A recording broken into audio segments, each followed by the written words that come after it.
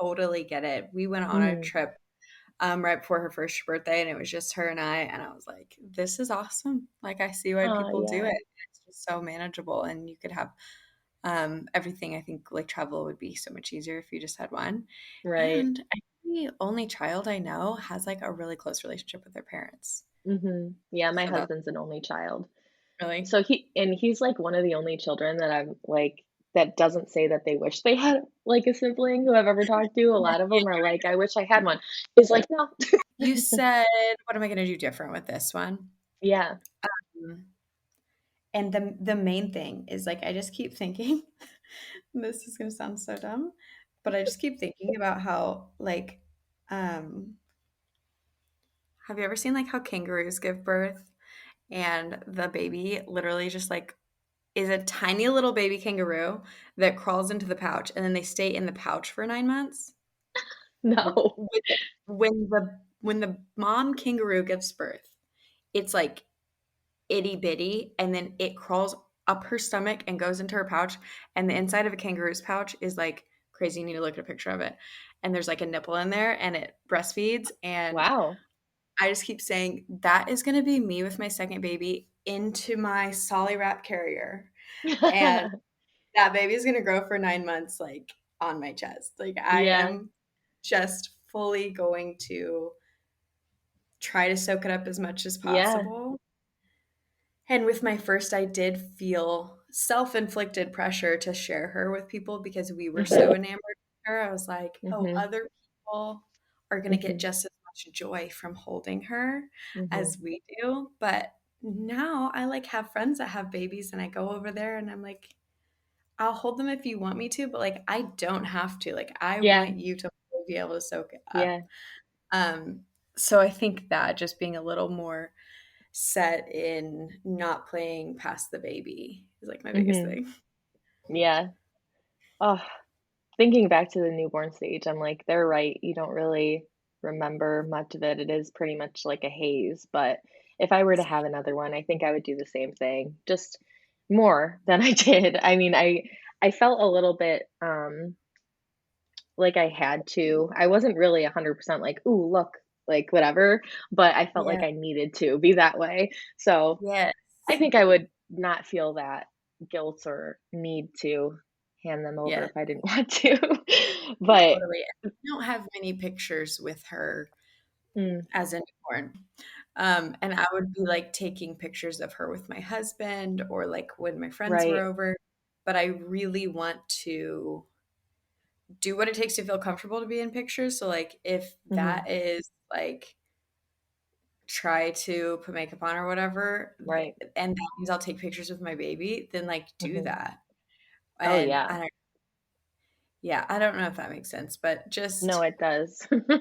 I I'd think that much is so rather, easy to not do. Like, you're yeah, just like, just be like, "Okay." no, like the Yeah. baby, and then you Yeah. don't end up like even if you don't feel yourself, like be in the pictures, like set up a Mhm, tripod and just take a video and screenshot mhm. it, and there you Absolutely, absolutely. Can't agree enough on that one. go. Um, I want to pivot a little bit to Yeah. a video. So Okay. you you posted a video of buying a leash for your child, and this is Yeah. something that Safety yes, tethering. safety tether. Totally. I am totally on board with that. My husband is Yeah. not. Really? So Why? we I don't know. I think it's just the stigma around it and people saying leash. I think that's basically what it No, comes it's down to. totally leash. I was just referencing the Modern Family episode. Did you see that Oh, episode? no, I didn't. Sorry. They, like, buy their toddler a leash when they go to, when they go to Disneyland, and they keep correcting people and calling it a child safety tether, but Oh, okay. it's a I leash. mean, yeah, yeah. What made you what made you decide on that? And then what kind of backlash did you get on that one? Because I'm sure there was Okay, quite a bit. so not as much as I thought I was gonna get. Really? Oh. Yes, so I you should post a cooking video and see the backlash you get on that. People love to shred apart cooking videos. But okay, so with the leash, she is a runner, and I'll hang out with other moms that have children her age, and they like kind of stick around mom. Goldie is fully comfortable, like just shooting off, and she's really quick. And we would go on walks where I would try to get her to hold my hand, and she was not about it. And every time we were Yeah. walking, she would be running up to the neighbor's door or like trying to run in the road.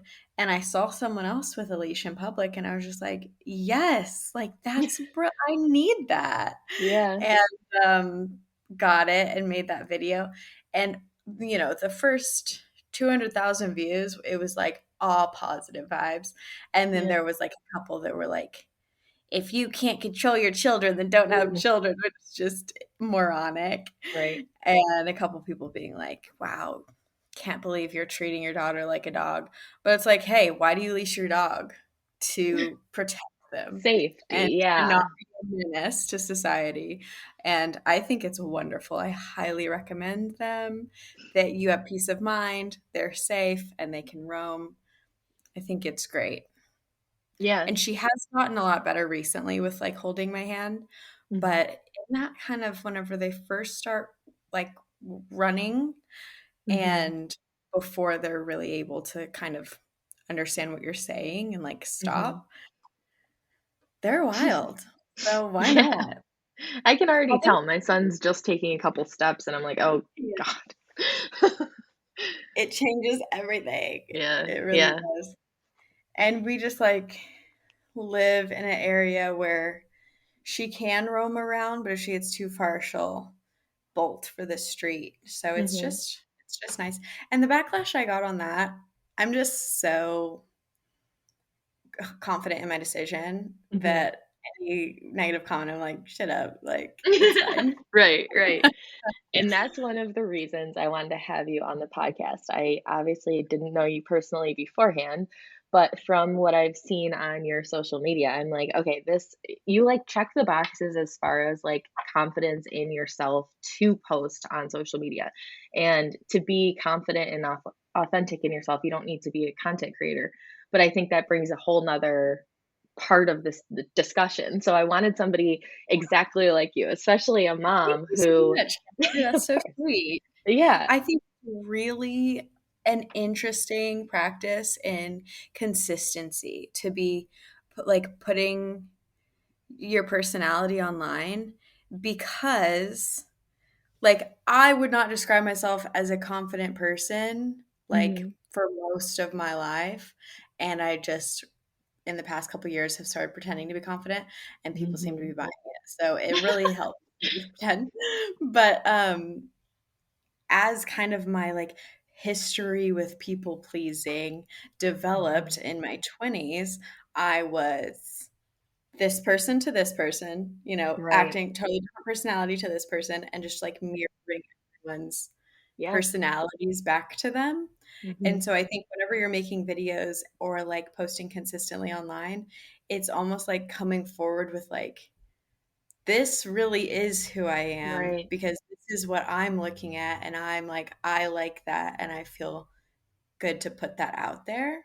Mhm. Um, and all of the people that have experienced all your different personalities are seeing this one that you're posting. Mhm. And that has been kind of like a litmus test to me to be like, that's who I like. I'm going to be her, and I'm going to try my best to be consistently myself. It is really hard to stop cringing at yourself.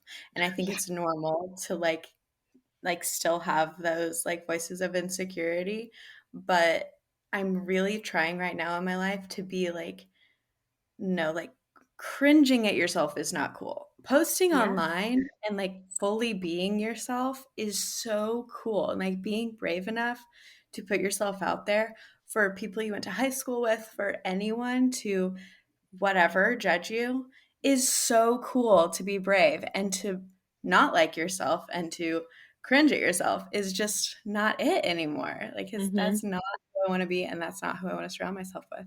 Because the more you hang out with like confident people, the more you feel confident to be yourself, you know?